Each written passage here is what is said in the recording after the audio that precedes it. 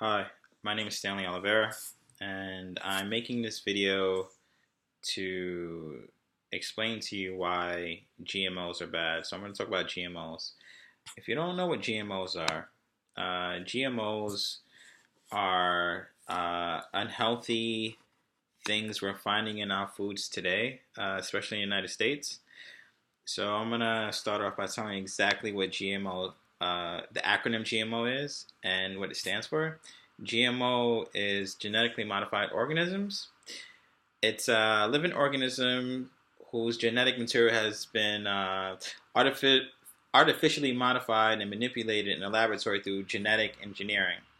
So we're finding a lot of this in our foods today living in the United States, and it's becoming an issue because it leads to health risk. So before I get into the health risk, I'm going to go further into the GMOs. So there are two categories of GMOs: high risk and monitored risk. High risk meaning commercial production, I guess for big corporations and stuff.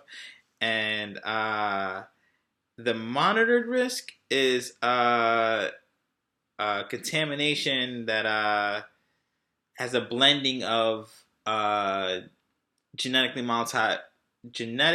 modified relatives.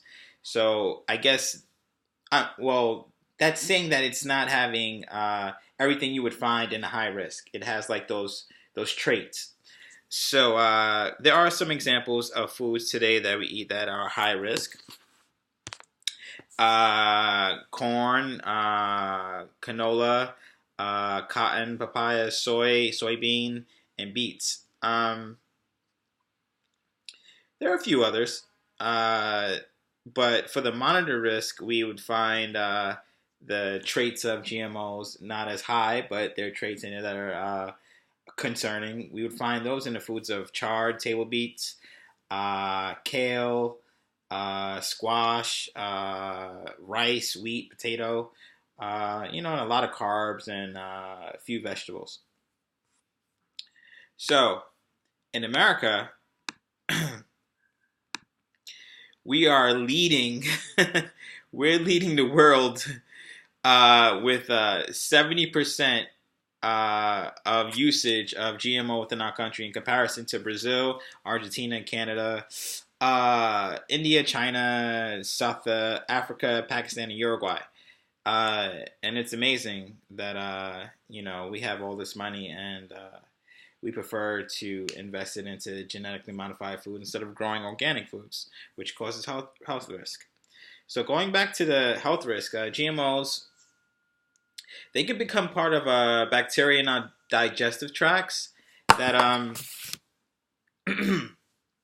that can reproduce continuously inside of us. And even after we decide to stop eating it, the proteins from the bacteria can still produce continuously inside of us. So that's bad because even if you realize that GMOs are unhealthy for you and you decide to eliminate it from your eating routine, you can still have those traces left in your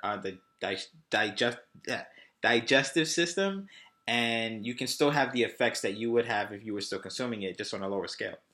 Another reason why GMOs are bad is because when they're grown or processed, they have these anti-bacterial genes inserted into the GMO crops.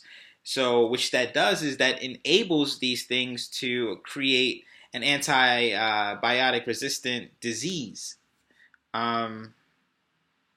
which once we consume it, that's going to be terribly bad for us. Because let's say, for example, we get an infection and we need antibiotics.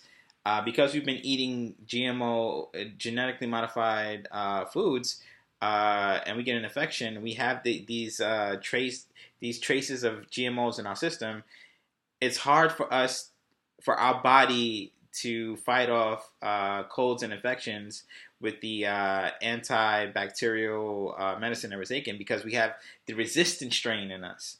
So it's not good to eat genetically modified foods, but what America is doing now to help change that, they implemented the Food Safety Act in 2015.